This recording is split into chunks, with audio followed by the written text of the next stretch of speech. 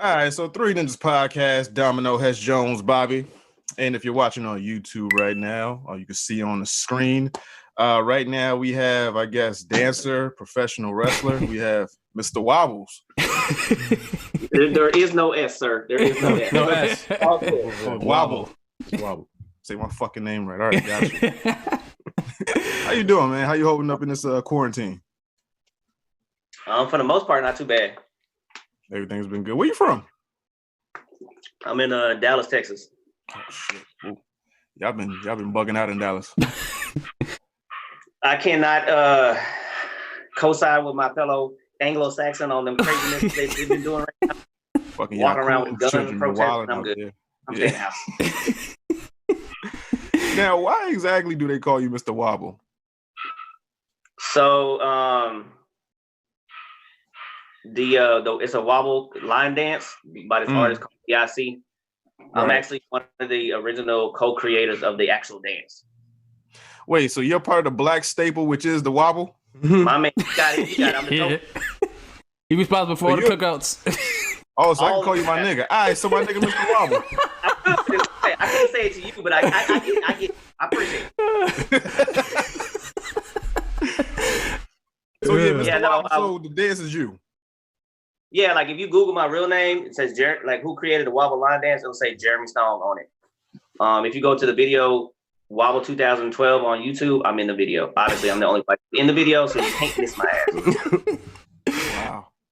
Now, how many old black women have you had coming up to you say, "Yo, thank you for making my cookout what it is"? Oh shit, quite a few.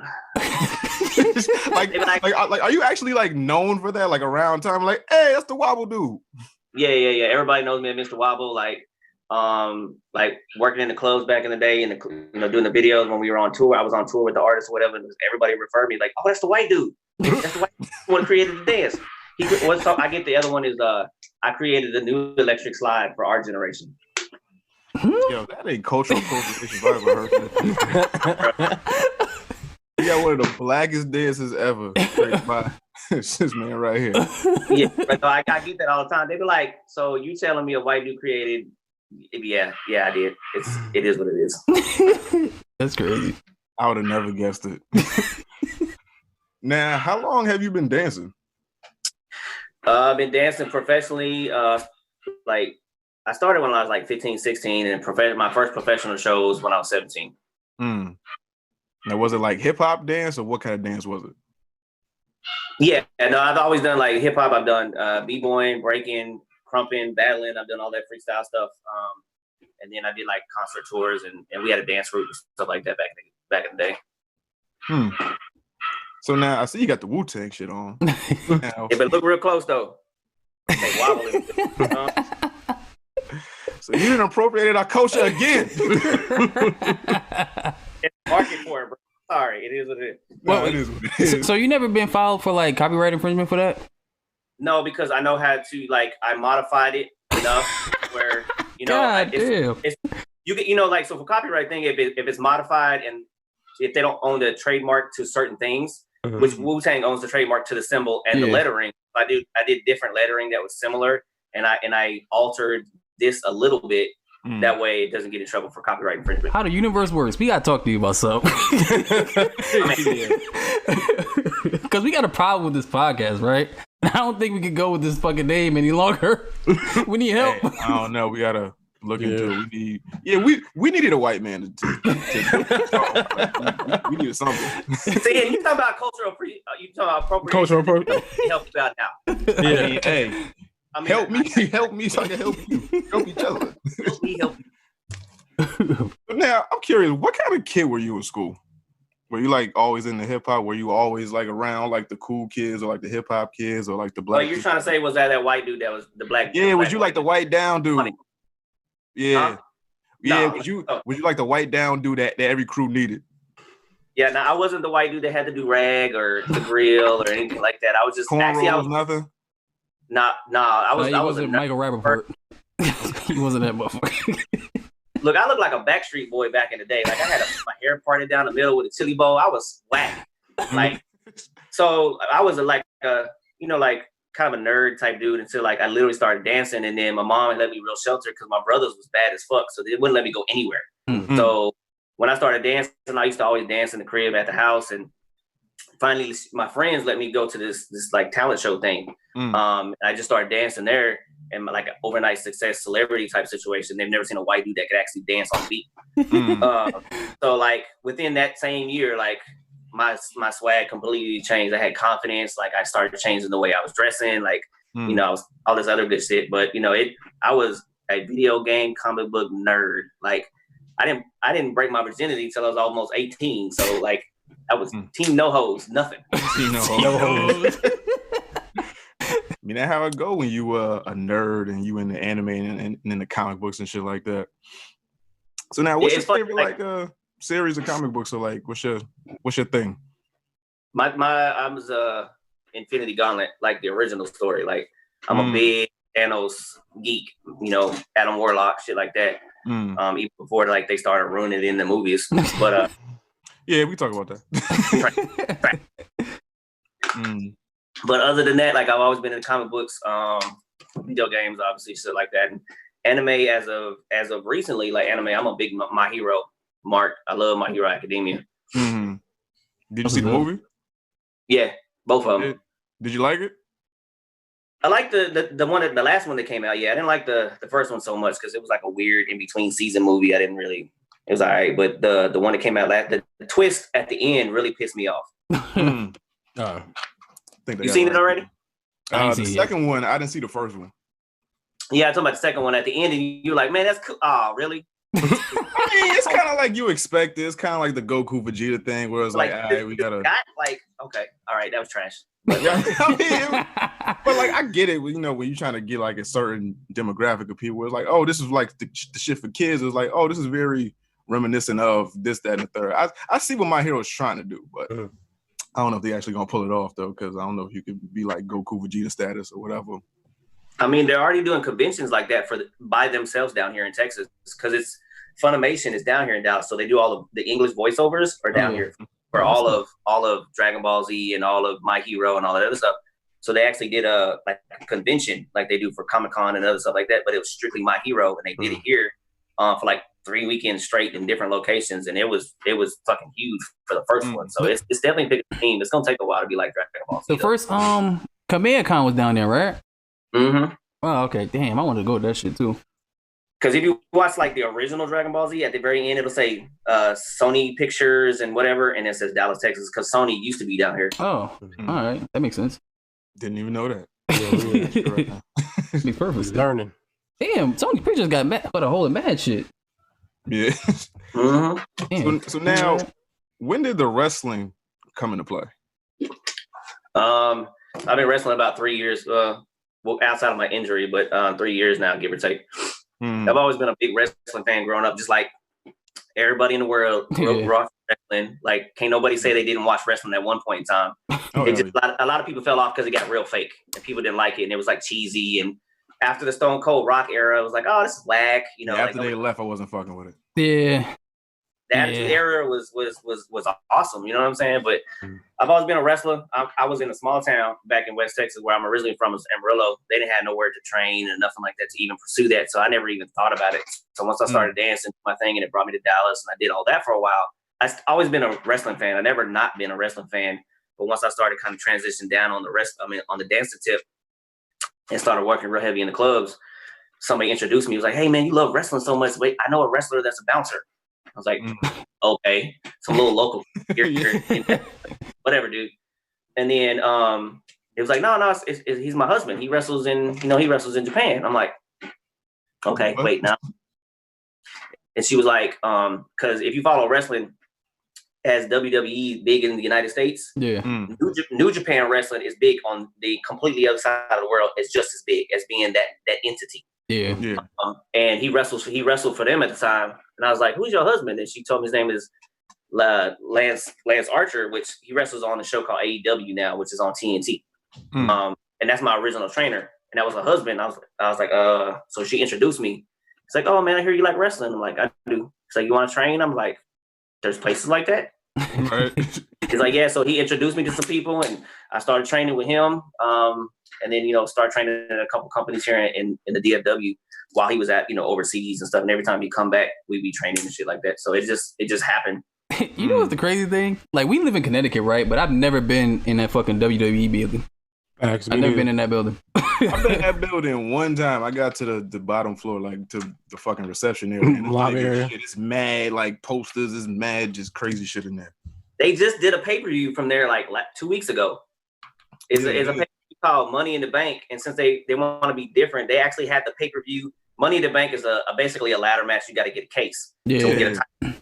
They literally had them start at the bottom floor and go all the way up top to the roof. It was like big gimmicky, but it was actually pretty damn creative or whatever. But yeah, that's the first time they ever did that. Yeah, you gotta do some shit when you ain't got no fans to go to. I mean, true. All right, so we can't go in the buildings. We can't get no fans in the stands. Yeah. Let's use this building for something because ain't nobody here. Let's just start here and go here. Man, it was so crazy. It's so crazy watching it with no fans. It's like you don't really appreciate stuff when you watch it with the audience until it's not there. Like, oh my God, it's so hard to watch. Yeah, when you watching basketball and all you hear is like the sneaker squeaking, it's like, what the fuck are we doing? Like, what the fuck are we doing? Like, I want to be able to hear what they're saying on the court. I want to hear them cuss at each other and talk shit. If I could hear that shit would be dope. But, yeah, I mean, they might have to. I think a lot of this shit is the pioneers of this shit of doing sports during the lockdown is UFC. Like, they doing it, they don't give a fuck. Yeah, but UFC, it's just like, all right, two niggas in the ring, they gotta knock each other out. Yeah, but boxing not doing about a minute or so. Boxing not doing it. I mean, boxing, they usually have a crowd cheering. And it's all on the angles too. Like UFC has them close shots. Like boxing, any other sport, they always do them wide shots and they see the empty. Like UFC is like right here. They all up in their face getting knocked out. You know what I mean? So I mean, boxing could do it if they just kept it in the enclosed ring, but the way that the rings are so high up, I don't think it would work. Huh. Probably. Now, you say that you were a bouncer as well? No, I was a strip club manager for strip club manager. Oh, 6 years. Yeah, it's even better. That's where I met my man's at. Yeah. Sort of. And who? Me, Bobby. I was doing edits of some big booty chicks and Oh, doing what Bobby does. What's this in the world now? Yeah, doing what Bobby does. Right. Yeah. I remember that video that you did too, bro. Oh my God, that's hilarious. Which one was it? Was it the one with the girl with her pussy squirting, but it's water or some shit? Was it that? Nah. Was it the? Wait, hold up. Was it the BBW? Oh yeah, her. Oh yeah, I forgot about her. Yeah, she is like 3 times that size now. For real?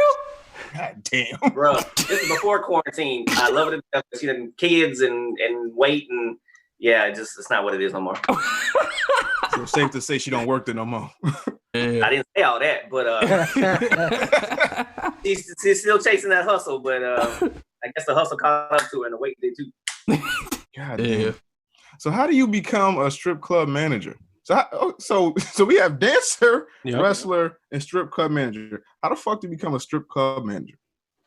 That because of the dancer. So when I did the whole Wobble situation, I did the video in Atlanta and everything. I came back and I was looking for a job at the time, and I got hired as a bouncer. At the strip club called Onyx, here in Dallas. A couple nights a week. I want to go to. Man, I missed it so much. It's fantastic. So I was in there one day, and then the main story, so Mayweather came in one day with his bus and was like, he was at this club, which is the club that I made the dance at called, it was called Beamers back then, but it's called Park Avenue now here in Dallas. They left there after the after party. It's like they want to go to the strip club. And it was like, who works at the strip club? And the owners of the club was like, Jay works over there at strip club now. So he can set something up. So they pull up in the bus. And I'd probably been there maybe like 3 weeks. And they was like, can we speak to Jeremy? And they were like, who wants, the owners were there and the managers was, what's up? It was like, we got Mayweather on the bus. He wants to speak to him or nobody else. Yeah. Mind you, I don't know Mayweather like that. So I didn't know anything. So I went in there. It was like, hey, how you doing? Like, how can I help you? Moving and shaking. And I worked the deal so they could come in, didn't have to pay too much, and they get everything taken care of. And then, they was throwing mad money. Like, he throws $100 bills. Crazy. he was throwing $100 bills at ugly chicks just to get him off stage. Yo, he got money to burn. That's the crazy shit. Like, he can't read, he can't enunciate, but he can throw money, $100 bills. Yo, I'm talking about Mayweather like that. He gonna fuck you up. No, like, and if they were bad, he was throwing like racks. You know what I'm saying? He's just petty like that. It was hilarious. So, I went to shake his hand, and he bowed to me. And I know, like, growing up, that as far as like an Eastern culture, it's like a respect thing, right? So, towards the end of the night, he gets ready to leave. I get ready to, he get ready to shake my hand. So I bow back into him, like, form of respect. And he's like, "What you know about that?" And I'm just like, I grew up like around like Asian culture too, and I know it's a form of respect. And he said, "Come take a walk with me." So we went outside. And he hit me on game, and he's like, "Man, I appreciate you treating me like Floyd and not like Mayweather." And I was like, "You're just another guy you just have a lot more money than us. You know, a lot of money. You know what I'm saying? It's not any different. Like, I'm not gonna, kiss your ass necessarily or treat you bad just because of your reputation. Because he has a bad reputation for majority. But then I don't want to be a suck up and be too nice with him. And he's like, "Oh, he's being fake, trying to get money out of me." Yeah. So I just kept it normal, kept it G. And he's like, "All right, man, I appreciate that." He's like, and I was like, "You're not like an asshole like you perceive to be." And he was like, it's a work for TV. He's like, "I'm a family man. I go home, I meditate. I only do this stuff for like to promote a fight or be reality." It's like, nobody can beat me. True enough. But he said, "But people want to pay to see me lose, but they probably want to see me win. Either way, they're going to pay to see me." Right. It's a big at the end of the day. I was like, I can respect that. And he was like, "You can't have Batman without Joker. Joker never dies, right? So it's like one type of situation. You can't have the villain without the hero and vice versa." So I was like, "Okay, I appreciate it." And so he ended up tipping me for treating him, like respectful or whatever. And at the time I was homeless. I was literally legit living in my car, which a lot of people didn't know, you know what I'm saying? And with the money that he gave me was enough to be able to get my first apartment. You know what I'm saying? So I hold mad respect for that dude or whatever. And like a week later, the owner came in, the regional manager actually came in. He was like, "Man, who is this little white kid that knows all these celebrities?" Like, that's Jay, whatever. He's like, "Hey, man, do you ever think about considering to be a manager?" I was like, "Yeah, what's that pay look like?" And then they literally didn't have room for me as a manager, but then they created a position for me in the company. So Rick's is the main RCI, which is the main company. They have like strip clubs in New York. They have Tootsie's in Miami, which is like the largest strip club in the world. They have like 50 clubs. They have restaurants, and they're the only like strip club chain that's on the stock market. So they ended up creating a position for me for the entire company, which is a marketing manager. So they used to fly me to all the like certain clubs and build their social media, build their events and stuff like that. So like I was like a test run because I knew so many people, and they used my color to the advantage because most of the clubs that I was working with are Onyx. They're all black clubs. So they were seeing the white dude in there to knows how to move and shake with the urban community, and deals, and not afraid to work in that environment or whatever. So I ended up doing that for 6 years. For 6 years? Mm-hmm. Now, what's the weirdest thing you've seen in that 6 years? I felt that was coming. So you get them crazy. Obviously, you get them crazy customers, right? And they got, you always hear crazy customer got crazy fetishes and stuff. I remember, this white dude was like, he paid his dancer to kick him in the nuts all the time. Yeah, they be out there. Yo, fam, but it sounds creepy, but he had a legit reason, which I still whatever, dude. No, it's not creepy because I hear it all the time, but it's just like to go in the club and ask for that. It's like, yo, get you go on like Backpage or something like that, or like, They close that down, so 6 years ago. Yeah, Backpage was popping back then. Yeah, it was. She done. Yeah, so the thing was, it was like this dude would come in, kind of weird looking older white dude. Go figure, right? Then he would pay this one dancer to kick him in the nuts all the time. And I remember I was still security at the time. I walked in and I saw her just pow, pow, pow, pow, kicking him. That sounds like an Adam Sandler movie. You just go. I'm like, what is it? I pulled her off. What is she doing? I don't deserve you. I was like, I don't care. Hey, just kick this nuts, man. It's not cool. And he's like, no, I asked her for it. I have a medical condition. I'm like, what? Right, here we go. Medical condition, right? What, you got to fixate yourself by getting kicked in the nuts? Right. So I kicked him out. I just kicked him off. So the next day, him and his wife came. His wife was like, hi, I feel so embarrassed to ask you this. And I'm like, they put out paperwork. So dude had like an injury at a job and lost he had all this nerve damage. And to get his thing to work for his wife, he'd have to have extreme trauma or like electroshock therapy or whatever.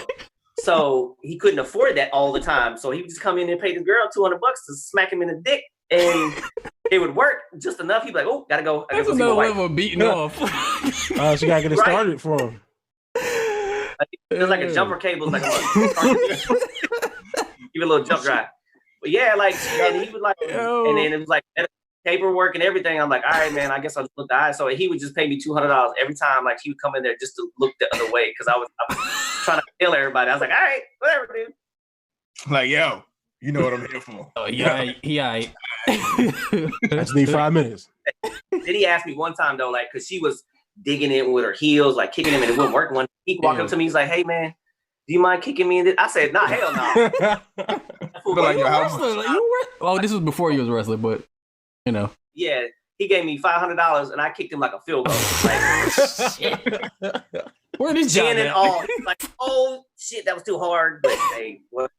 He never asked me to do that shit again. That was too hard, but did it work? It was like, all right, so you about to go home and do what? Yeah. I'm fucking using my strip club. It's like a Black Mirror episode I just watched. Yeah, it's a Black Mirror ill, man. That's ill. I watched a couple episodes of like the first season that was on Netflix. I haven't gotten to the other one yet. You gotta skip the season 4. Like this shit it's the modern day Twilight Zone. That's what it is. Basically, yeah, that's what I was about to say. It's just like the Twilight Zone. Yeah. Oh my god. Now, what other celebs did you have in your club during that 6-year run? Oh man, like I got a Rolodex like crazy. Kevin Gates before Kevin Gates, and then he blew up. Came like he was just like a local guy just touring to get his music out when he first started coming to the club. I've had Trey Songz, I've had Bishop Don Juan, I've had 50 Cent, Young Thug, Future, T.I. I mean, there's all kinds of like the celebrities. It's like that was a known club. Like all back in the day when you used to hear Onyx, so all the Atlanta rappers were talking about, they was coming into our like insane. Like that whole TMZ when Lil Wayne was throwing all that money Super Bowl weekend, that was in my club. Oh shit. Damn.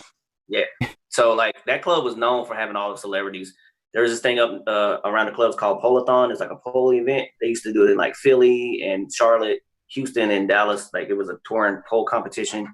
50 Cent used to post it all the time, stuff like that. Wow. That's fucking amazing. Right. I'm still getting over the fucking nut kicking story. That's fucking It's like you can't get over it. It's like it's stuck in your mind for like, bro, like like that's some shit that you tell like your kids or your grandkids. Like I used to be a strip club manager, right? And this used to be this one guy. Hey, a little kickstop. Kickstop. Literally. Literally.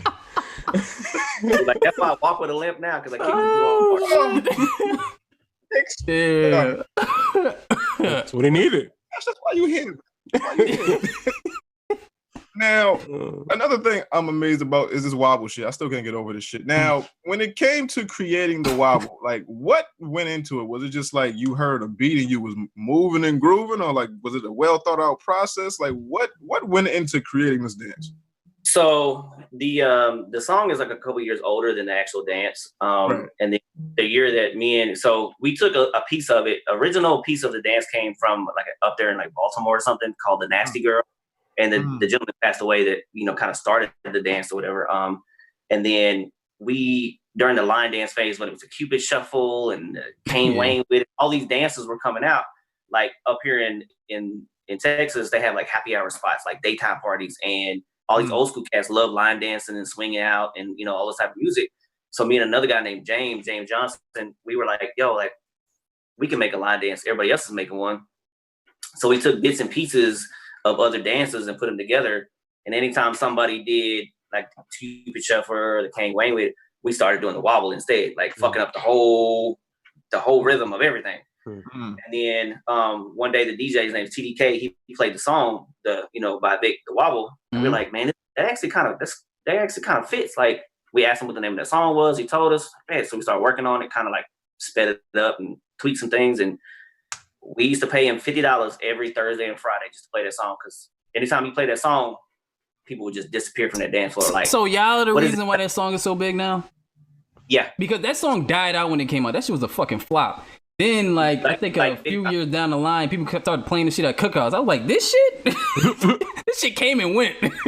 yeah, that's what I'm saying. Like, so when it just got big. Like, for 3 months solid. Like, nobody, like, every time that song played, ghost town. Like, the people would leave the dance floor. It was just me and James. And then one time, this old school cat just jumped out there and was like, hey man, kind of like, show me how to do it. And he started doing this domino effect. Did like literally, and I have like the original video. I'll send to you later on YouTube. 2,000 people every Thursday and Friday on the dance floor doing this damn dance. So the owners was like, they contacted us like, hey, we want to pay you and old boy to be on stage and to kind of like lead line dances for the whole entire happy hour. It's like, all right, let's do it. Then they reached out to Vic. They was like, we should do a concert with him. And they reached out to him, and he was real cocky, like real egotistical, like, hey man, we want to do a show with you. We got to dance to your song. He's like, nah, I'm good. I'm on some other stuff right now. I don't care. Like, that song's over. I dropped it. We sent him the video. He said, his first reaction was, is that a white boy on stage? He didn't even say there's a dance. He didn't say there was 2,000 people. He was like, wait, that's a white boy. Wait, look at all those people. Like, the first thing he said was like, is that a white boy? Like, right. So he finally came down, and it was a Halloween of one year. It was the first time he ever did his show with the dance incorporated. Yeah. And then we signed a little YouTube deal and like a performance deal, kind of, sort of, and went out with them, was on tour. And then I ended up getting signed by like a performance deal with Warner Brothers because they own the rights to the music. And they was trying to so he was under like 3 different labels at the time. Well, so maybe you can answer this question. We've been trying to figure out for the longest. Can you copyright a dance? Yes. There you go. All right. Because we had this conversation about, you heard about the Fortnite shit, right? Yes. Yeah, like that was our whole thing. We were trying to figure that shit out for like a year straight. We were trying to figure out for the longest about Block Boy JB and how he can sue Fortnite. But if it was a case where, I guess, Fortnite got into the legal matters before Block Boy was actually able to copyright the dance or something like that, because they took the dance, renamed it something else, and say, hey, this is our dance. Yeah, because if you don't, it's just like anything else that you don't copyright. If you don't copyright it, then if somebody else puts it on TV, like, it's like fair game. You know what I mean? You got to have proof of, like, if it's a copyrighted dance, copyright it if you have to copyright to the song that it goes with. If there's not a song, like, you have to have documentation. You got to send in for the same thing. I'm creating a dance. Like, this is the copyright paperwork. This is X, Y, and Z. Still got to pay for that. So it's nothing different. It's the same thing. But wouldn't that be the same thing as when he put it on YouTube, and then the YouTube has like the date that the video was added, and then the date that Fortnite actually put the They do video references. You know what I mean? They can use, like, just like back in the day, if you copyright something, you can mail something to yourself. Yeah. And as long as you don't open it, it's certified. It's copied. You know, it's copyrighted, obviously. So with dances, like with the video technology, they do timestamps, but depending on who has more money, right? So who's going to win that? Fortnite's going to win that just because they have billions of dollars compared to, Black Boy. So it's one of those things is people are going to try to get credit. Like, it's fucked up that people take shit from them, but it's everybody takes somebody from every day. Like the Dougie, everybody thought it was a West Coast dance that came from Dallas. You know what I'm saying? Like, and they just took it and ran with it. The original artist that sang My Dougie was trying to sue them because they used his dance and he never copyrighted it, so they never got over it. Dirty motherfuckers. Now, have you tried to recreate that same magic again? Like, have you tried to make up dances again and tried to put them to songs and see if that same thing had happened again? Yeah, we tried. Like, we were on tour with the cat, and then where I was anyway, I did like 17 cities with them, and we signed to Soulja Boy. Say that again. Wasn't VIC signed to Soulja Boy? No, he was signed College Park Music. And Yin Yang and all that. Oh, that's SODMG. Soulja Boy shit is SODMG. Okay, gotcha. Holly Park is Bubba Sparks. Yin Yang. Yeah. I don't know. Soulja Boy wasn't signed to Collie Park? Young Jock? Nah. Was Young Jock Collie Park? He might have been. It was a lot of them Atlanta rappers, like them 1 or 2 hit wonder type dudes that were with Collie Park. He was signed under them when we did the video, and Collie Park's the one who was like, "Yo, we need this cat. Like, we need him." You know what I mean? Collie Park, cool as hell.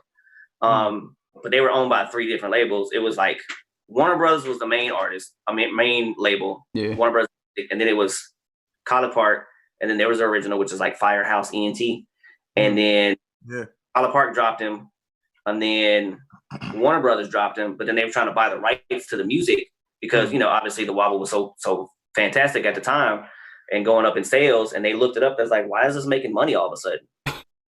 Like, it ain't made money since it came out, and all of a sudden now it's making money. Shit, Warner Brothers is like, Warner Brothers, once you sign with them, they're like the devil. Like, you just signed your deal with the devil, you ain't never gonna get it back. Oh shit! Yeah, shout out the Prince.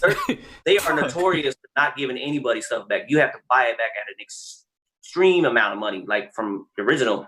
So they was like, nah, we're not giving it back. There's no way. And then they reached out to me, and it was like, yo, like, who are you, and how? What is, it's because of you and this other guy, and da da da da. So they signed me to like a little distribution performance deal with them for a while. And I was doing like appearances and videos and tours and all this other stuff for actual Warner Brothers. And then he got dropped by everybody. So right. Yeah. Now, at like the peak of that song, what was your life like at that point? It was cool. Like I was doing the show in Dallas at the club every Thursday and Friday, and then when the video started popping off and all these millions of views started coming out, it was just going crazy. Like, we started that tour. The tour was great. Tour life was great. Like, doing all this stuff and dealing with him per se wasn't the greatest because, you know what I'm saying? Like, I go on record say he's really egotistical and arrogant. You know what I'm saying? It's all about him, right? It's all about VIC, nobody else. Even though, quote unquote, even his management team at the time said, if it wasn't for me and the other guy bringing the dance back to life, he wouldn't be on this tour. You know what I mean? Yeah, I'm not. You had that worked out for him, right? Yeah, I think he had the crib, no label, nobody, by himself in Atlanta now. Like a barber or some shit, like some wild shit.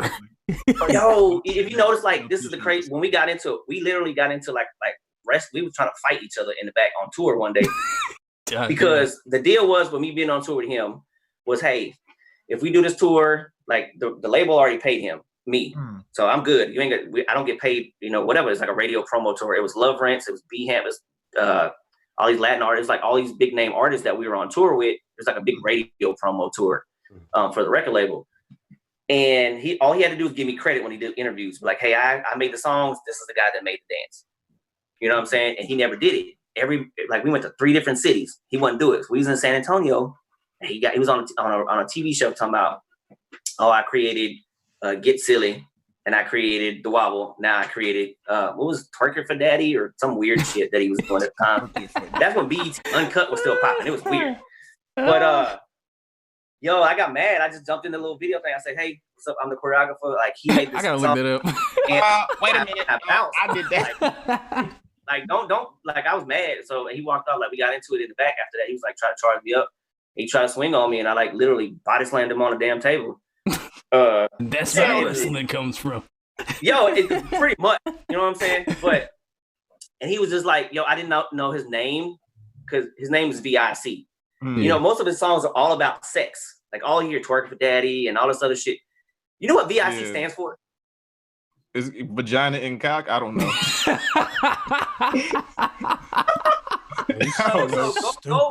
Go more of a spiritual route. His name was Victorious in Christ.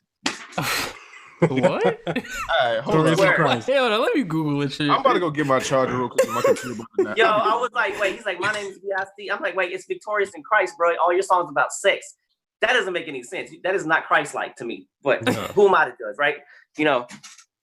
So we ended that career real quick. We had plans to do other videos and do other things, stuff like that. So I kind of left it alone after that, and just like got back into the club business because I was pretty much over it after that time. What I mean? So, but the fame was still heavy. Which is segue into how Cheaters came about because I had some popularity and I did that. So you took your short-lived career with the Wobble and all that stuff, and you propelled that, I guess, into TV. So you were on Cheaters. Right. Now you was doing it cheating or you got cheated on? I was cheating. My nigga. I like so now, first, my first question is: cheaters real? About 90% of it is. Unless they're doing for ratings, like for sweep weeks, when they need to do something that's mad over the top. Then about 90% of it is real, is legit. Okay, so explain your episode because I know I haven't seen it. So I did they came to me because one of my old dancers at the club, she had did an episode, and she ended up tasing somebody in the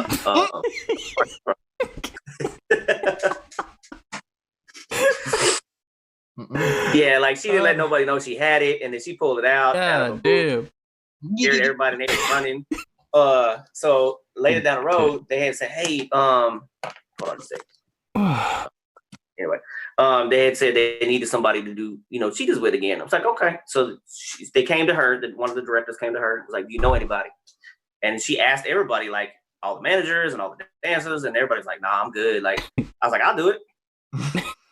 So the dude was like, hey, Pitch, do you have any ideas? Because we pretty much done everything, that you could think. I was like, yeah. I was like, y'all always have interracial couples, but you have like a black dude and a busted ass white chick, or a badass white chick and some doughboy. It's like it's never the other way around. I've never seen a white dude and black chicks, and they were like, Now that there's like we've never had. I said, and for that matter, I'm gonna get some good looking ones too. For that point, so I reached out to some people and see if anybody wanted to do it, and I had some of my homegirls that wanted to do it, and then we shot the episode in Dallas, and I got busted at the American Airlines Center during a Mavericks game. What? Yeah. Bro, I had my face painted. She came and ripped my tickets up and slapped me. And then we was arguing. And like the game had just started. So the foyer outside was completely full. Like thousands of people. Oh, shit, you got busted. So obviously, your girlfriend at the time was privy to that. And she just let it happen. Yeah. She was one of the participants. Okay. Oh, okay. But she just came up. Oh, what you doing, my man? Ah, shit. She slapped the piss out of me too because I had my face. She threw a drink in my face. I said, and she's like, I'm gonna slap. I said, if you gonna slap me, I'm gonna need you to make it look real. And I didn't know if it was gonna make it look that real. She had some built up tension or what? Because I had a whole handprint on the side of my face, like blue paint was just gone. I was like, oh. Yeah. So what do you do from there? So after the wobble, you go from wobble to cheater. What happens after? Because none of this is in chronological order.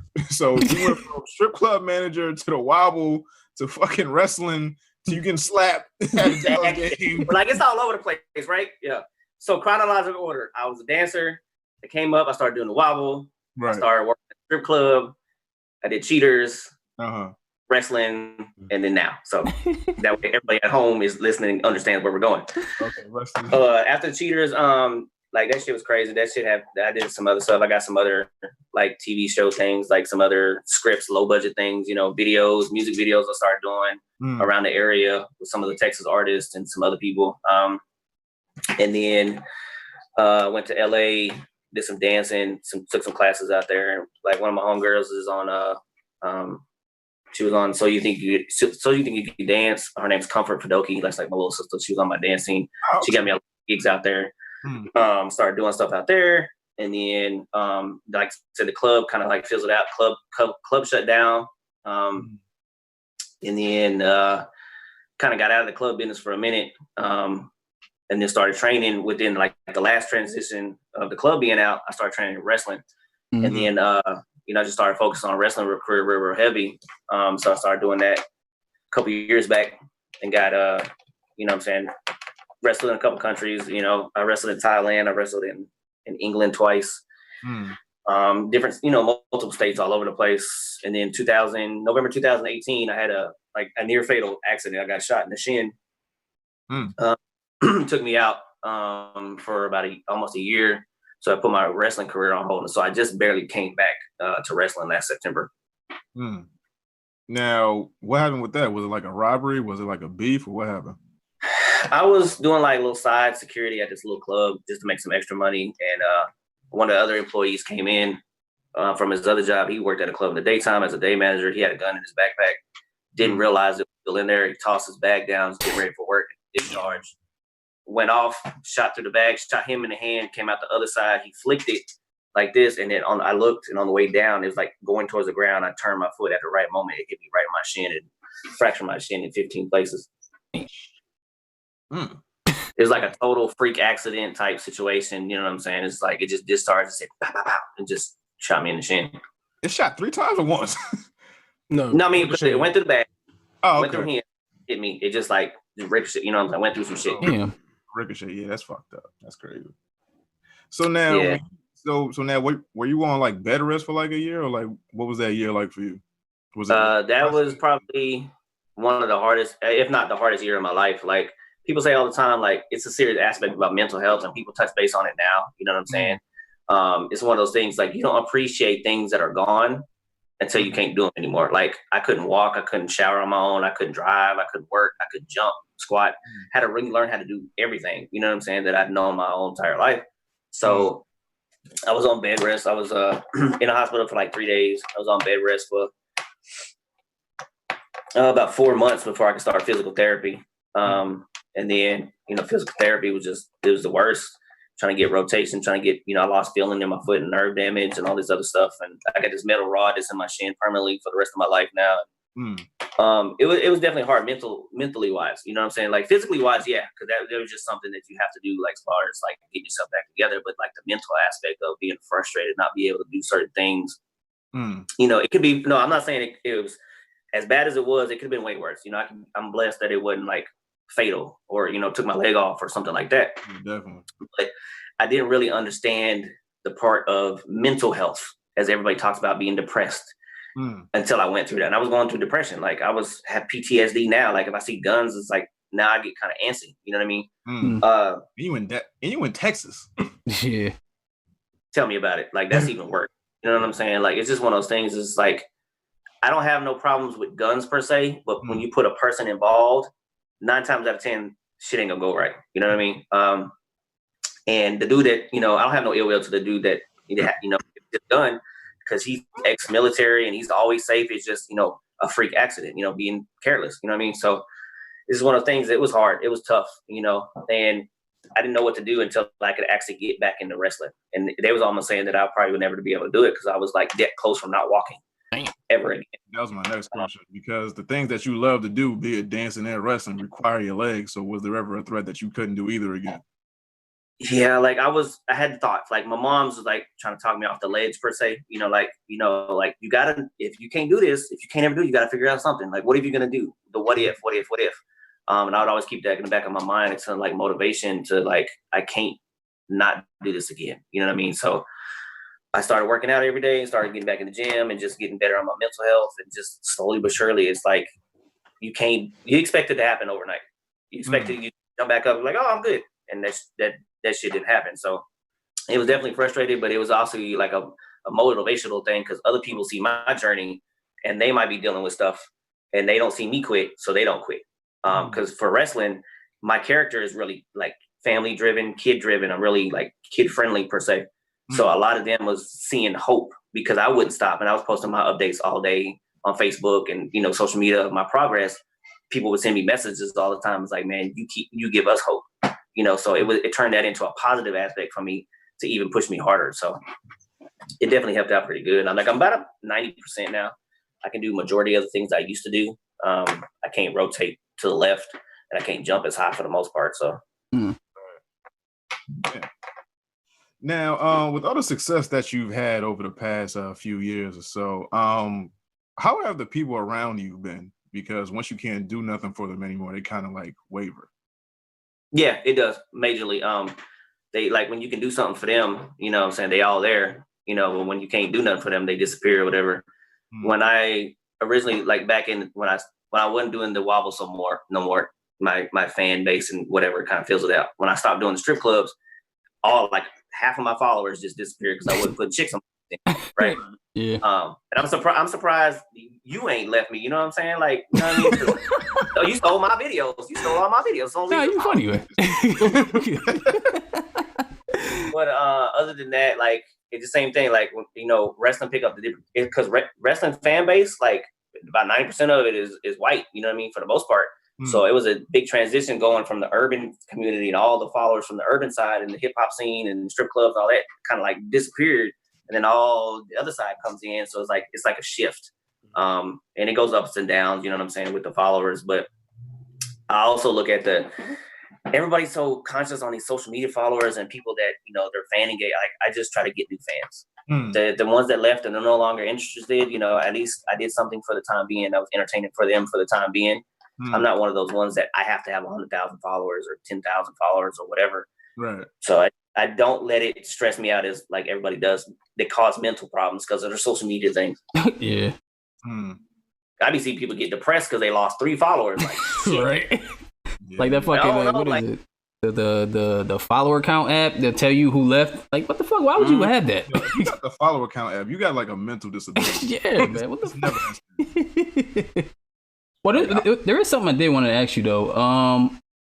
Are you a fan of wrestling shoot videos on YouTube? Yeah, it depends on how it's done. You know what I'm talking about? How they talk shit about the past? Right. It's just like, man, you see something, they're like, oh, that's cool. Some of you're like, bro, what the Now, I watched them daily, and I watched the one with Stevie Ray. He talks a lot of shit about the past, like things like how he had problems with Scott Steiner with the Road Warriors. Who didn't have problems with Scott Steiner? Right. But I want to ask you, since you here, like, since you've been in the WWE, have you ever experienced something like that, like shit talking in the back? Yeah. So like, the side that I did WWE with, I work for Monday Night Raw and SmackDown, what they call extra talent. It's like they go to each city and they ask for local guys that work and do certain things. Like you see security, you can see the guys getting beat up in the back that are not on the roster. Those would be us, right? Like recently I got beat up by Drew McIntyre and I got smashed like part of the No Way Jose Congo line. I'm just one of those guys, right? So they do developmental talents, and that means they're looking at you. They see something in you, that possibility down the road that can, try to get you into the training center or whatever. But the cardinal rule is just like with everything else. If it don't concern you, walk the fuck away. Like if you hear somebody talking shit or they ask you, like, I ain't got no opinion, I'm a bounce. If you hear other 2 people talking, you move. Like, you know what I mean? Like you bounce. Like, so like you hear it all the time. You hear beef all the time. And it's just like with any other job and any other people, any other NBA from, to corporate America, there's going to be beef. But we just like, I'm out. Like, I'm not going to be that person to be a witness. I ain't got nothing to do with it. Like, and then you hear these stories later and you be like, some of them you're like, I can see that. Some you're like, man, I wasn't there, so I ain't got no comment on that. You know what I mean? Like, yeah. Right now, there's like, which I had nothing, obviously I wasn't around with this, but it's like a dude that just got released named Leo Rush. He's talking mad mess about Mark Henry. And they're going back, like big time. There's it's an East Coast podcast called the Jobber Tears podcast. That's all they do is talk about wrestling, but they urban, they hood, they New York style. It's crazy. It's like all about wrestling, but for people that can like understand it and shit. You know what I'm saying? Right. And they petty. They put all the videos on there and they be talking about how like, Mark Henry's going in, like it's an elder thing. So disrespectful. He's younger, and it's so much drama that you see in the business. Like you try to stay clear of it, but you're eventually going to bound. You're going to run into it eventually. Yeah. Because like Scott Steiner is, I met him once, and the stuff that happened with him was, it was great. That's all I can say. Yeah, he wasn't. I was just like trying to help calm him down, I guess, for the situation. Yeah. But you know what I mean? Because somebody asked me to help calm him down. I was like, I'm not going to calm this big dude down. I'm going to do. So yeah, you'll see it a lot. It's crazy. Yeah. Now, one thing I wanted to ask is, what do your parents think about the life that you've chosen for yourself? So my dad is not a factor. Obviously, he dipped out at a young age. So I mean, he has no say so in that. Shit. I just want to let you know that. Say what? You black as shit. I was just about to say I ain't got no daddy neither. Yeah, that makes sense, right? I got you.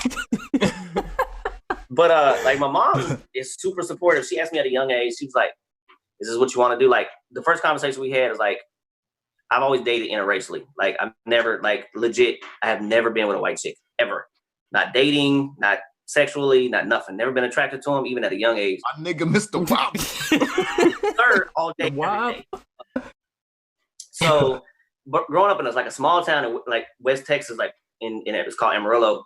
It's like, segregated as hell. It's country Texas towns and stuff. And I said, like, legit, I was like, Mom, like, I'm attracted to Hispanic women and Black women and stuff like that. She's like, if that's what you want to do, she's like, I support it. Just know you're gonna catch some flack. She's like, if you like who you like, that's up to you. As long as they're a good person, color really doesn't mean anything. But the rest of the world doesn't see that. So just be careful. And she's always supported me no matter whatever I did. And my mom's real cool. Like I wouldn't tell her like certain stories about the strip club or stuff like that, because that's okay, you're not gonna do it with your moms. But I'm not that white. I'm not gonna be like super that. I'm telling all my business. But I worked in the strip club. She knew I worked in that type of environment. She knew what I was doing. She's like, no, it's not. I'm not being like a bad person. I'm not out there just doing all this extra shit. So she was like, if you make a living, you make a living. Like, I support it as long as you're not out here doing anything criminal or anything, it's illegal. Now, what did she say when you got shot, though? Was she like, I knew it? Because the dude that shot me was my best friend. You know what I'm saying? So when I called her, we always had this thing too. My mom said, just anything like super crazy that happens, like call me and the first thing you say, we had like a code word. She was like, it's not that serious, but. So she said if I started with that conversation, it was serious, but not to worry, right? I was like, hey, it was almost midnight when I called her when it happened. I was like, hey, Mom, it's not that serious, but she's like, you can just hear what happened. I was like, so Lorenzo shot me. Lorenzo. Like, and my mom is like a Christian, like a bona fide church-going, non-cussing woman. She was, what the fuck? Da, da, da, da, da. Like, I was like, nah, he didn't do it on purpose. It was an accident. She was like, I'm gonna kill him. I was like, oh Lord. She called him, cussed him out, all this other stuff, and because I was like in so much pain, like I was under this medicine called Dilaudid, like makes you goofy as hell. I was like, hey, Mom, and I was loaded, and she was just like, oh crap. So I just kept her updated, and she was definitely, worried, of course, but we had that conversation before to where she didn't get worked out to drive 6 hours to Texas to try to hurt somebody. Yeah, right. As long as she approved, that's the only thing that fucking matters. As long as my baby okay, I don't give a fuck about what you be doing. Right. She's like, could be worse, you know what I mean? So yeah, my mom's a character. It could have been way worse than a leg shot. Like, lucky that's all it was, but Yeah, I always say, like, I could not be having this conversation right now. Like that's how, go to like I could have got shot somewhere else, you know what I'm saying? And that could have been the end of the situation. So I look at everything happens for a reason. You got to have a positive aspect on everything, because it's always negative stuff that's going to always happen, no matter what you do, everyday life. But it happens for a reason to set you up for something better in the future. You know what I mean? So I look at it as this happened for a reason to point me in another direction for other people. You know what I mean? So I definitely use it to for like a positivity aspect of it. Right. Now, that leg that you got shot in, was that the one that you used to kick the dude that time? Damn one. That's God telling you stop. That's the irony. He said, kick my hands in the nuts. That's what you get. You get. I'd have put my children here to kick each other in the nuts. What the fuck y'all doing? They're like, that's not what I taught in the Bible. We go around kicking our neighbor. Like, that's not what happens. Rochambeau 1620. So now, what you been up to lately? What's your path now? Obviously, since this whole pandemic crap started, I was still in the club business, in January, and I was still wrestling. This hit hard, like it shut down all my entertainment, all my money aspect, what I'm saying? So I had to now, as like you said, everything shut down. So what's your, I guess, daily motivation now? How do you stay creative? How do you stay busy? How do you just keep going? For the most, like I do my daily exercises. I listen to like motivational speakers, stuff like that. I'm working. Luckily, I got a job working from home for Amazon right now, so that's fantastic. Like I could, don't have to go anywhere. So I'm fortunate that I have a job. Like a lot of people don't. Yeah. But I could just, I use that, like it could be way worse. Like you just said, I always use that scenario. It could be way worse. So turn these negative situations into a positive. Always find a different positive outlook. 90% of the time I'm like that. So I'm good. You know what I mean? Like I try to keep myself motivated. I try to keep other people motivated. I try to stay off of social media as much because there's so much shit going on negative wise and Trump's an idiot. And yeah, I said it. White person that said Trump is an idiot. Right. But it's also been cool because like I've been able to nurture my relationship with my girl. Like we met each other during this time, and it's been able to where I can focus on her, myself as an individual, as a man, as a boyfriend, and pick up new skills, new hobbies, and new outlooks on life and stuff like that. So I kind of like the fact that this happened. You know what I'm saying? It helped me reshift my focus on myself and building myself. Yeah, it's definitely a blessing in disguise because I see a lot of people taking that same approach to it. It's like, hey, I know it's fucked up right now, but I gotta look at it in some sort of good light where it's like, hey, I'm spending more time with my kids, I'm with my girl, we connected more, this, that, and the third. It's like a beautiful fucked up blessing. Yeah, it's just like you got to take away. If you take this away, what's really important? Like you can't go outside, you can't go to the clubs, you can't go XYZ. What are you focusing on now, right? You know what I'm saying? Like you said, you either take it a positive way or you take it on a negative route. And I try to take everything on a positive route. So I've seen some crazy shit, like domestic dispute and then went up, child abuse then went up during the situation. Like they beating their kids because they can't stand them. Like that's insane. Like especially in Texas, like it skyrocketed like crazy. Like that's the beat a bitch state. More than that, right? Like it's white drunk off fucking natty ices and natty ice. Miller Lights. Budweiser. Shit. God damn. Now, what does your girl think about the club life? She was cool. Like I met her ironically through one of my old waitresses from the club. You know what I'm saying? She's her homegirl or whatever. So she knew she's real I was real transparent with her. Like I told her everything up front. Like when we started, like this is what I did, this is what I do, this is what I'm trying to do. You know, basically take me as I am. I'm not gonna hide nothing from you, so you don't expect I'm something else later down the road.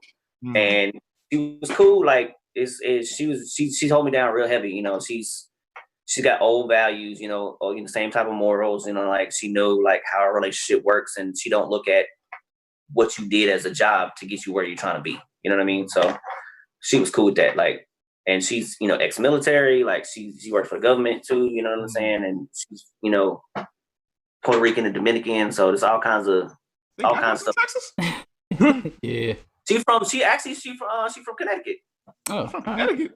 Where's she from? Where in Connecticut? You gotta you would ask me that. I didn't think Connecticut that big, but it ain't but so many places where you find Dominicans and Puerto Ricans. Waterbury or Fairhaven, one of those. He just said Hartford? Oh, okay. Hartford? All right, that makes sense. Yep. Okay, yeah. I can see it. Look at you. Yeah, 6 degree separation. Hey, mommy, hey. It's dope, man. Like, she like these relationships nowadays is whack. Like, everybody complain about relationship problems, right? You know what I mean? So, luckily, I got blessed to find somebody that has the same viewpoint. This, I'm trying to move forward as progress as a relationship. She's done her career thing and she's done that, but she wants to progress as having building a life with a relationship. And that's what I've been looking for a minute. It's just hard to do that in the club system because I work the opposite, 9 to 5. I work 9 p.m. to 5 a.m. Couldn't have a real steady relationship. Or I got the other girls like, oh, you work a strip club. You fucking all hoes. Like, it's one of the two. It was always a double negative with that situation. So I wanted to get out of the club system this year to kind of have a social life, to kind of see if that was the hindrance for me having a solid relationship. And that's what it was for the most part anyway. Now, as the manager of a strip club, you're in charge of the hiring, correct? We are hiring? No, nobody's hiring. No. It's all... No, you were in charge of the hiring. Yes. Okay. Now, did anyone ever come to audition? It was like, nah, you don't need to be doing this. Either you too young or you just aesthetically just nah. Yeah, and I was the one that would be very brutally honest. Like some gear, like chicks would come in, I'd be like, do you really think you'd be a dancer looking like that? You know what I'm saying? But how do you tell somebody, hey, I don't got no other skills, I just know how to shake ass and I need to feed my kids? So it's like coming on an off night or something. So it was like there's all these different variables because like we go to the strip club because the stereotype is you want to go to strip club because that's a fantasy. You can't meet these chicks at Walmart, right? You have to go into the strip club like this. Well, fantasy. How about in the South, Walmart is where it is. Atlanta, 4 a.m., 5 a.m. Yeah, I understand. So it was just like, yo, like I get you trying to hustle and trying to, feed your family, and people try to be sympathetic, but like I know that like something's for everybody. Like there's a lot of girls down here too, which is like a new age, is like fat chicks that work in the strip club, or chubby chicks, or what I like to say, they got that little baby fat, that membrane foam mattress. Like if I put my hand in their belly, my hand's still gonna be there. And these motherfuckers like that shit. They like that shit because they know like I can get her. It's a feasible situation, like compared to that chick that has 100,000 followers, and if you ain't got 10 grand, you ain't gonna talk to her. Yeah. So it's like a double-edged sword. So we would have BBW nights, BBW nights. Yeah, we had a couple of those. Yeah, like legit, like it went viral and everything. There's one we had to do named what's his name, Lil Mike. He was the little short dude, MC, got picked up by a big bitch. She flipped him, jumped on him, powerbombed him on the stage and started humping him. He disappeared. She was so big, like you couldn't see nothing. Like it was insane. But it's like a market for everybody. But there's a lot of times I would tell chicks, like, if they come in, they got to come in looking like it's still an interview. Like you can't go to a regular interview looking busted. So if you come presentable, got your makeup done, looking like you're trying to get a job, I get it. But if you're overweight or you look like this, you look like that, I would literally turn you away. But like, man, this is just not for you. Like you're a little too heavy for me. You come back and lose a little bit of weight, tone this up. Some girls would get offended, but I would always say, look, you want to max. This is a hustle based thing. You pay us to work, and then everything else is up to you. Right. So if you take average money or your average look, you're going to make average money. But if you come looking top notch and get your body together, get your confidence up, you're going to make more money. So you're going to increase your profits. Do you want to increase your profits or just be average? And a lot of girls were like, I let them down easy there. They're like, okay, I get it. But yeah, like, I mean, you too big, you're looking in this, like your hair not done, your nails not done. Like, I can't have it. Like, you got to sell a fantasy at the end of the day. Now, some managers will hire anything. Yeah, I mean, when you got them hole in the wall clubs, yeah, that and they sucking dick. At the time, I'd be like the hiring manager or the GM or assistant GM, and I'd be like, "Who is this bitch? Where'd she come from?" Who is this? And then I'd have to fire him. Then I'd have to let him go because I'd be like, "Yo, you just not a good look for my club." You know what I mean? Because I'd have to, and I was just like, it'd be all the time shit where we had to make like certain managers couldn't hire certain people for that reason. We had this one dude, we used to call him Shallow Hal. Because every girl he saw, he thought was fine, but we saw 200 pound bitch and he saw like 110 pound bitch. Like it was insane. He's like, man, she thick. Yeah, she's thick in the gut and in the chin. Yo, black people gotta stop that shit. God damn. Yeah. Now, what are like the horrors of running a strip club? Because people think, once you, I'm a manager, I get to see ass for free every night. So what's some of the downsides of being a strip club manager? Like earlier too, like I said, about having a social life, you know what I'm saying? Like you're going in at 9 p.m. to 5 a.m. It's hard to like, even if you have a family and a wife, like you're not going to see each other that very much. You're not going to see your kids because, they're in school or you're going to bed, and when they're getting up, you're going, and vice versa. That that overnight thing is pretty serious. But then you get desensitized like real quick. You get like, you think I'm gonna work in a strip club, I'm finna see all the naked bitches, I'm finna be fucking them, I'm finna be taking these girls home, and then you get desensitized because you appreciate a girl that wears regular clothes now. You know what I mean? Like you go in public, you be like, oh, she got on sweatpants. I appreciate that. You know what I mean? Like your shit is weird because you see girls naked all day. And it loses it. It turns into a job. It literally be like, I just got naked chicks all day and it doesn't do anything for me. Which for a man to say that is crazy, right? But then you just like, but you appreciate other things. You like, man, I can appreciate this girl dressing up for me. Or she gets undressed for me personally. It's for me. It's not for the club. You know what I mean? If you're dating a dance, something like that. But that was like that and the late night out, man. Them late night hours and staying over and dealing with bullshit and coming in when people don't show up. Working doubles, not getting paid for it. It's like, it's crazy. Like, positive note, you make a lot of bank, a lot of side money. You get your check and you get tipped. A lot? Huh? The bitches be fighting a lot? All the damn time. And I'm not exaggerating, over $1 or less. Like real time. They were arguing about $1 that fell on the floor. where I would come out of my pockets like, here's $2, shut up. I shut the fuck up, go somewhere. It was legit. Like people fight, pimps coming in there beating up on their girls. Like, God damn. Well, you are in Texas, shit. Yeah. Right. Yo, I remember this. Oh, fuck, you talking about another story. I remember this dad was having a bachelor party with his homeboy, and his homeboy, these girls was in the section dancing, and the girl was dancing on the homeboy, and she turned around and she looked dead in her daddy's eyes. She was like, and she was still living with him. Like, it wasn't like she was like grown, and you know what I'm saying? God damn, that's embarrassing. He grabbed her by the neck and put her up on a wall, trying to kill her. He's like, this is my daughter. We all walked away and just like, all right, man. Let's do with it. I ain't got nothing to do with that, bro. Damn. Yeah, we seen people get shot in there, you know what I'm saying? Like, security not doing their job. And this one dude shot his finger off. Like, you know what I mean? He was security. Like, it was crazy. Like, he was the one who had the gun. He got into a fight. And the guy picked it up because he thought our security guard was going to shoot him. He tried to shoot him first, and he stuck his finger in his own damn gun and blew his fingers off. Yeah, like crazy shit. Then he tried to sue the club. Oh. It was like, you would want to break in, right? So stuff like that all the time. Like, I've seen people breaking in. I've seen, man, it's crazy. Like, people trying to rob the safes and shit. Like, yeah, we gotta get to Dallas. We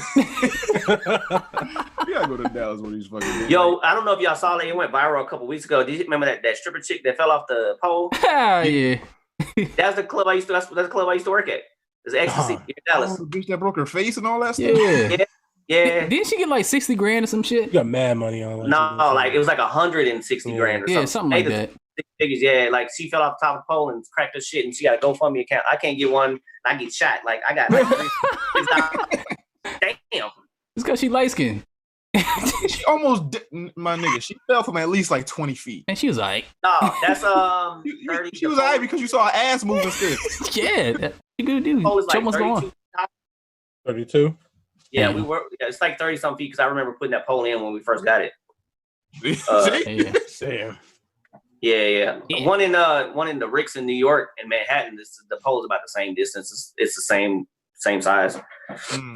But yeah, like, oh man, all kinds of crazy shit done happen in the clubs, man. It's just like, but it's like an everyday thing. It's like it's just lit. You're like, oh, somebody got shot. Cool, I'll see you tomorrow. Okay. Call the cops. He alive? All right, cool. Yeah. It was the cops. The city. I remember the city was trying to shut us down at one point in time because so much shit was happening. You know, crimes and shootings and all this other stuff.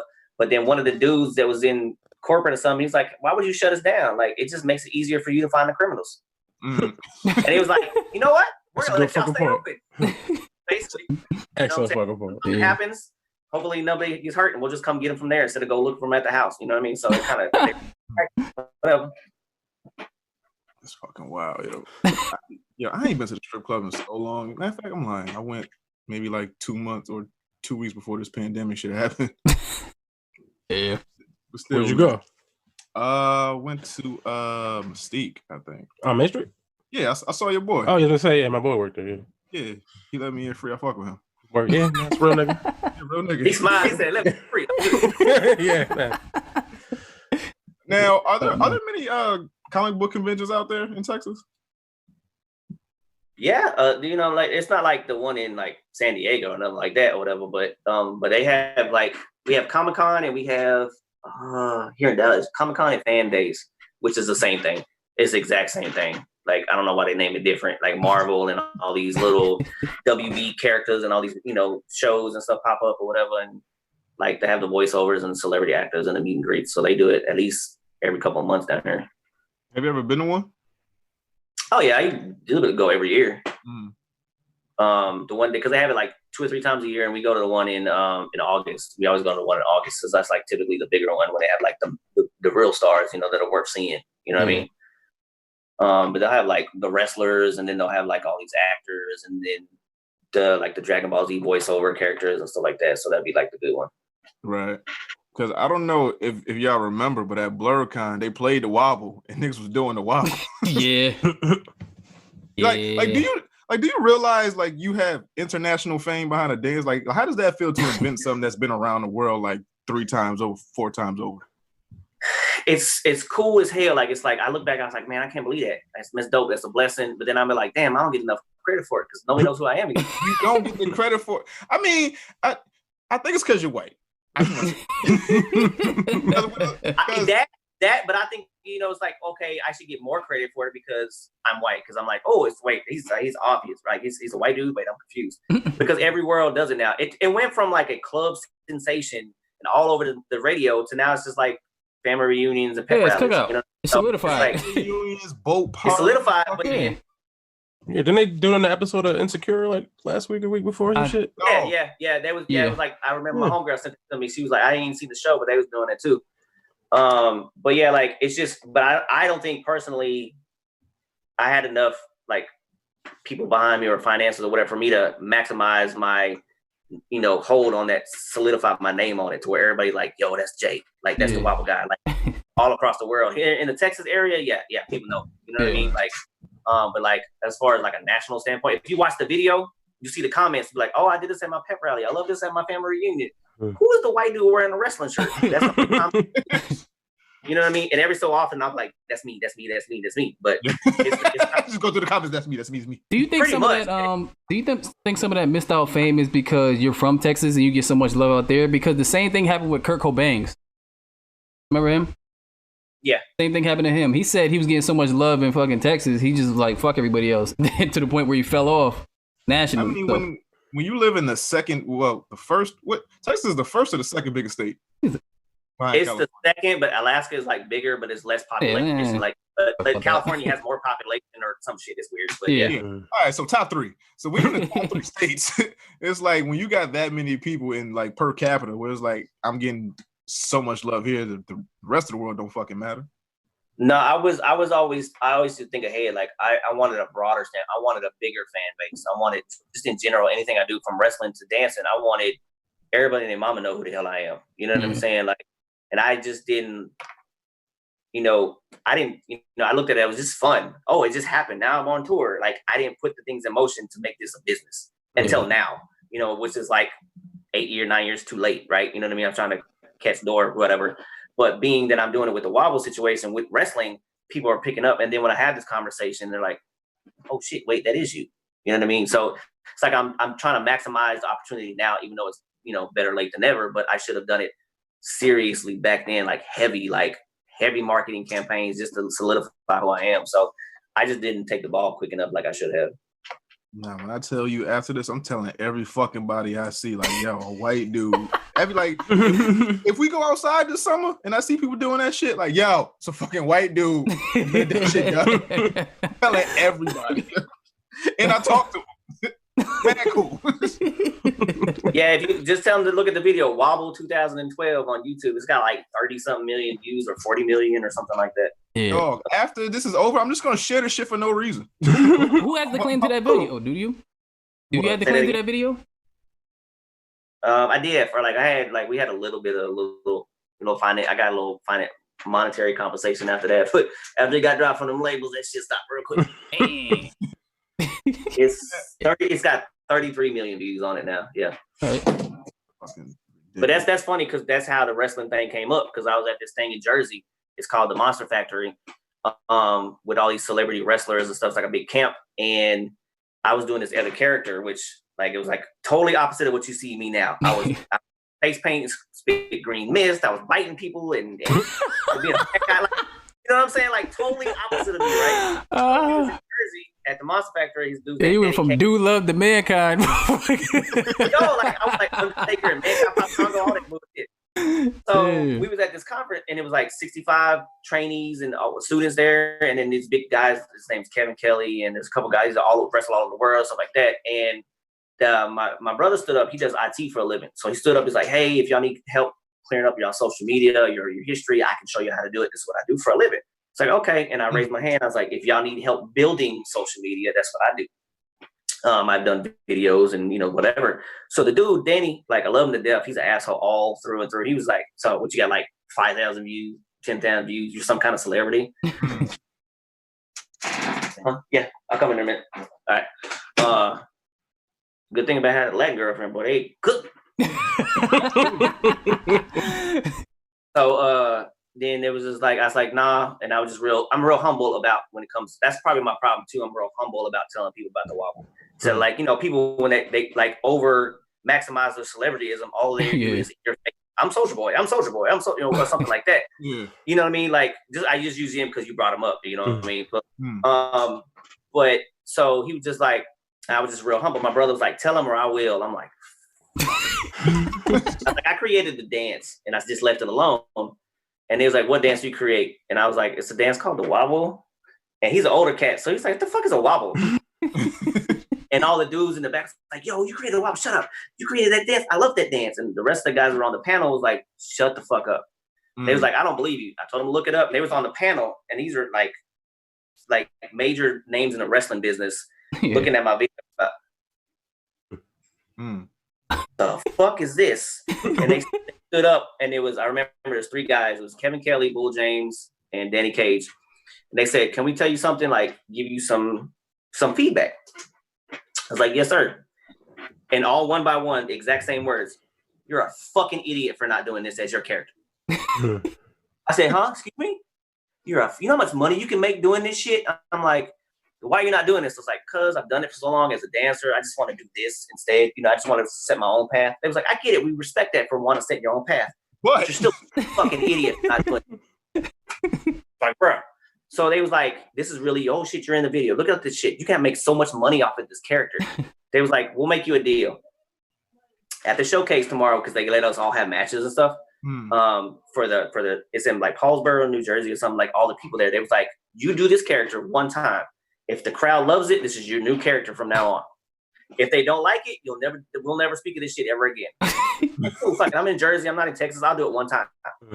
Let me go out last. And when the music played before I even came out, kids started jumping up and dancing. Oh, I love this dance. Yeah, and he slapped me in the back of the head. He said, you fucking idiot, this is your new character. Push me out there. So it just started after that. Like, it just went insane. I got back to Texas and I transitioned into killing off my old character to come to this one. I came out as the Wobble, and just overnight, man, merchandise and people going insane, like kids doing the dance and all this shit crazy. And it just like, that's how I got the job with WWE, to wrestle in other countries because of this character. That other character, I ain't doing motherfucker. I didn't sell one character. And I did that character for 2 years. And then like I've sold so much merch, it's insane. Yo, I was gonna ask you a question. I was like, gonna ask you, do you think that the WWE is getting too gimmicky, but you get money, so you like fuck that shit? I'm getting paid. I look at there's a market for everybody, right? You know, you watch wrestling for entertainment purposes. People all the time remember the wrestlers. They don't remember. They might remember their signature moves, but you don't remember every single thing that they've ever done with everybody's match. But you remember catchphrases and the character. You remember The Rock and the Stone Cold, the crazy shit they used to say. Yeah. You remember that. You know, DX is suck it. Like, how many times we get in trouble with the back? Yeah. Yeah. You remember stuff like that. People like John Cena is a dude that I look up to because people as adults we hate John Cena as an adult, right? Yeah. But look what he does for the kids. Like all the colors in his clothes and all the Make-A-Wish foundations and all the stuff that he does for kids. Like at the end of the day, it's a monetary value thing. Yeah. You might hate him as an adult, but your kid loves him. That means you have to buy a ticket for you and your kid to go to the show and buy merch from that guy because your kid loves him. So you're spending money regardless. Yeah. It just sometimes I just feel like they go too far with the gimmicks. Like the whole, like when they took the 3 black dudes and put them in a group called the New Day, but it's really a play on word of the New Gay. And then he had some cereal called Bootios. I'm like, what the fuck is this, man? Come on. So, yo, it's crazy because same thing. And I know I've had conversations with Xavier. Xavier Woods is one of the dudes, part of the New Day. Xavier dudes, Kofi Kingston, and then Big E. Big E. So I had now, right? No, they're all still wrestling. They all do the same thing. I just wanted came out with an album. I don't know. So they had I had a conversation, and he was just like, yo, at first, if you got to listen, they have a podcast too explaining the whole situation on the New Day. It's called it's a New Day podcast or whatever. Anyway, they'll say that, and they'll say, look, we're just gonna break it down on what happened. They wanted them to be a Southern Hill Baptist church group, bad guys, and they were like, nah, we can't do this. It's not happening. And then they wanted them to be like preacher, stereotypical black people from the South, like you know whatever. And it was really racial. You know, they didn't like it.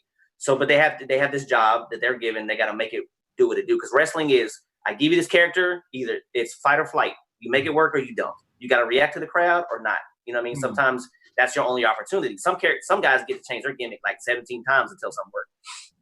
So they end up picking it out, and they just started being goofy one day and just started doing whatever, just to get people's reactions out of it. And it turned it in from them to be a bad guy to good guys. And now like they're the most popular merch selling. This is insane. They throw pancakes at people now. The New Day Bootios? I don't know. Yo, they literally get away with everything, right? But it's like comical. Like, that's crazy. Like, you're letting them do that. They slapping each other's asses in the ring, rubbing each other's nipples. I'm like, what the fuck? All right, okay. Yeah, and Big E said all the time, he just literally goes out there off script and just does whatever. And they get paid for it. So it's like, if it work, it work. If you're going to be retarded and make that money, do it. You know what I mean? There was a market for everybody. A market for everything. It was a market for Stone Cold, where he used to take the bears and smash him and do all that shit. He was talking to the white motherfuckers. It was like, yo, I beat my wife. I drink beers. What is with you with beating wives today, dog? Right. And it was what did they say? That was like the American male, the 9-to-5 guy saying "F you to your boss," and that's what the whole storyline came back. And everybody in the world can relate because they got that boss that they never liked or whatever, and they were just like, man, I wish I could say that. So they were living vicariously through him, and he's insane. Like, Stone Cold went off the rip all the time, and even Kurt Angle tried to drink milk all the time. Like, he would smash milk cans. I got so much respect for Kurt Angle, man. So much respect for him. He's great. He transitioned over the years. You know, it's a lot of things that you got to look at it as sports entertainment at the end of the day. Yes, we want to watch the fights and the big moves and all this other stuff because that's what you're into. But then there's other guys that you see the comic relief, or you see like the high flying moves, or the skits is what you remember. Like, you know, the behind, you're like, that shit was hilarious. Like, it makes you take your mind off of everything else and be entertained by somebody else. It's like real life stunt double shit. You know what I mean? Like, we're taking our own stunts. The ring is metal and wood. It is not soft. I don't care what nobody says. If you think it's soft, go to a wrestling ring and see how it's wood. 2x4s and metal. That's it. That's what you're getting body slammed on. So it hurts. You know, it's a wear and tear on our bodies. We have real life injuries, but it's the way we pay our families. You know what I'm saying? It's the way we travel and make y'all happy for, like, you know, a couple hours at the end of the day. You can say it's fake all day long, but you're still entertained. Right. It's just one of those things. It's like some characters are hella over top. If y'all watch, it's this thing called AEW. It's a new show on TNT. It's kind of like WCW was back in the day. Yeah. Oh crap! There's this dude named Orange Cassidy. He literally wrestles with his hands in his pockets, and he's like this. He does this. He's nonchalant. He's like, whatever. Duke in real life legit wrestle. He's from England or whatever. But this character, he's just like, and people get so hyped. Like he'll kick him and he'll go, oh, and pokes him, and the crowd goes nuts. If you watch it, like you wouldn't get it until you watch it. And you're like, that makes no sense. But then you see the crowd go behind it and go nuts. They're like, I get it. So that's like that dude that arm tossed the other dude with his dick. Like, he grabbed his dick and just arm tossed him. Like, Joey Ryan. Yeah. He got sponsored by Pornhub for doing that. He got real life sponsorship from Pornhub for. You never seen it? The dude grabbed his dick and he just flipped him like Joey Ryan is crazy, great. Man. Joey Ryan is great. He looks like a traditional 80s porn star sleazeball. He has a little stash. He has a porn stash? Yes. The name should be porn stash. Fuck. So what they'll do is, like, he has the power of the dick flip. So they'll grab his dick like this and he'll go and like this and they'll flip. He don't even touch him. They just grab and flip because his dick is, I guess, is that strong, right? Pornhub liked it so much, they got so viral that they pay him to do that shit all the time now. Yo, you know one that was really funny? It was one that they was making fun of, I guess, it was a meme. It was like, so you think wrestling's fake? And it was one, he was doing like a force choke, and then he went like that. He wasn't even touching him. The dude was just... It's so stupid. Fucking stupid as fuck. Yo, that's the thing. See, that's the thing about wrestling. It makes you have a conversation. People say it's fake, and it skipped generations. Like, our grandparents used to watch it, skip the generation. Our parents skip the generation. We watch it, and then if our kids, but it's like a couple years in between. But we all watch it, and then we all get to bring the families together so they can all share that moment together. Whether they like, oh, back in the day, I used to like this person, and the kids, well, I like this person, and now they got families that are actually going out in public together and not being on their phones and doing shit together. You know what I mean? And it's crazy because we get to entertain them. You know what I mean? And it's, you can have your opinions on everything, like NBA and NFL. It's the same thing. You know, UFC, whatever, but it brings, you know, a different, you know, family quality time that, you know, it's more intimate too, especially these little local shows. You're not paying $5,000 for a seat or whatever, and it's in this like 150 person arena where you can have a more You can meet the wrestlers, you can buy their merch, you can get real personal with them, and their kids look up to it and shit like that. It's dope. It's a dope environment. It's fucking nice. Yeah, that nigga shit fucked me up. I ain't gonna lie. Yeah, man, happened. Apparently. Yeah. Now, at the end of the day, what do you want to be known as? Do you want to be known as a dancer, the inventor of the wobble, a wrestler, owner, a club manager? Like, what do you want to be known as, Mr. Wobble? All that shit. All that. Whatever gets me the most money. Shit. Whatever gets me the most money. No, like legit, the legit, like everything that I've done, I just at the end of the day, I want to be somebody that changed somebody's life in a positive aspect, no matter what it is. You know what I'm saying? Give them a different outlook on life, especially like in the urban community. Like I grew up poor. I grew up in the urban community too. Like there's not a lot of options for people. I know it is. I know you say because I'm white, I have a lot more options. You know what I'm saying? I get it. You know, there's a cultural stereotype for everything, but it gives people growing up other options to not just work their life away or play sports, right? You know, or the stereotypical situation. I was a dancer. I was a wrestler. I've done this. I've traveled. I've been to like 10 different countries because of that. You know what I'm saying? It's one of those things. It's like it gives people options. You know, I grew up with no dad and just my mom. So there's another option of that. You know, I grew up in the system, as they call it. So it just gives people options. At the end of the day, if I can give somebody some positive influence and they can do better for themselves, whether I touch them personally, like I know them, or they just saw my story and kind of use it as motivation, at the end of the day, I'm cool with that. I hear that shit, man. You good in my book. You got a fucking Spanish girlfriend. Word. You fucking created the fucking you created a cultural staple for Black people.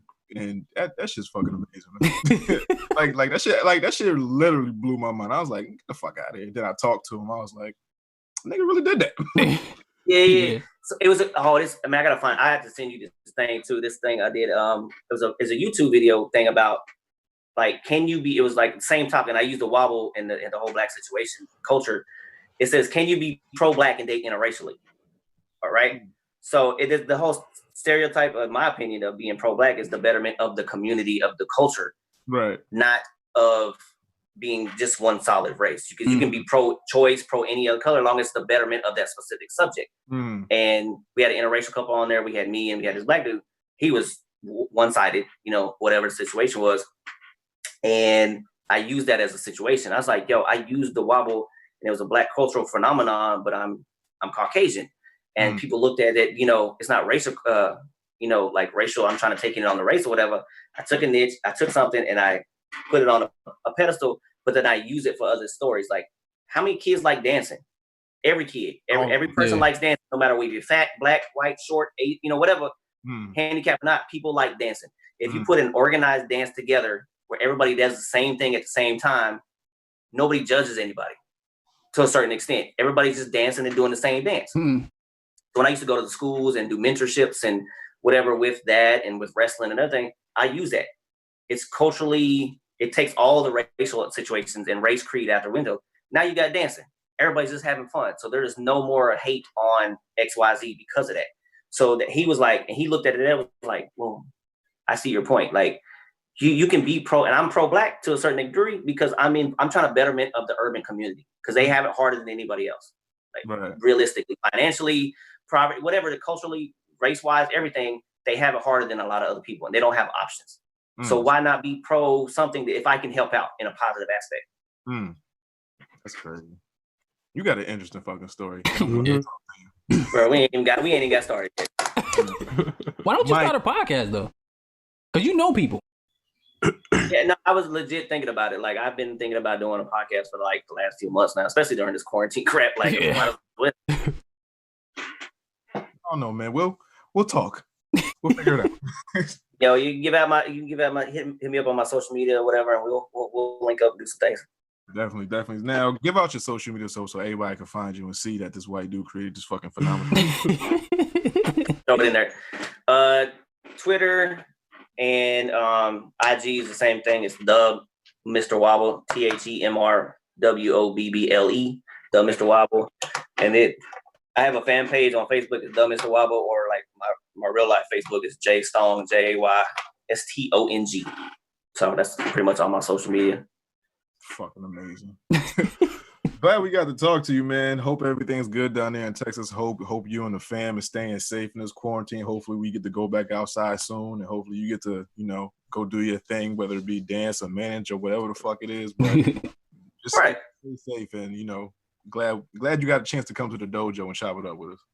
Yeah, I've been trying to get out with my mans for a minute. Like it's just perfect time, and I'm glad to be a part of the show because I love the content. I love the shows. I love y'all shirts. Like the Juggerthought, like Juggerthought, like true story. No, that's fantastic. Like legit. Like, but I've been, like I said, me and my mans has been cool for a long time, and like I've always supported him, and we've never like physically met. You know what I mean? It just that's how people support each other. Like you don't have to necessarily, if you got good quality and good content, just support each other. Nothing else you can do right now. It's not like you can fucking go out and party and shit. Might as well, share somebody's stuff and get on a podcast and help somebody out or whatever. So I'm glad to be on the show again and, other people, get other people for y'all to listen to y'all shows or whatever. So I'll definitely post all the links when everything's ready. Thank you, man. Appreciate it. So, if you got something going on, feel free to come back on the show, talk your shit, promote your shit, whatever you got to do, Like I said, my nigga, you cool with me. Man, Dojo fan. Right. So this is how much of a comic book Infinity Gauntlet mark. I got all Infinity Gauntlet. I got X-Men. I got the whole Thanos glove. Like I'm with it. Like we got conversation we get on to too. we definitely got. This is just like the first part. We got to talk about your life story. Then we can get into some geek shit. Yeah, then we can talk about like the Wu-Tang Wobble thing and all that. We can do all that. That way. Boom, there, go.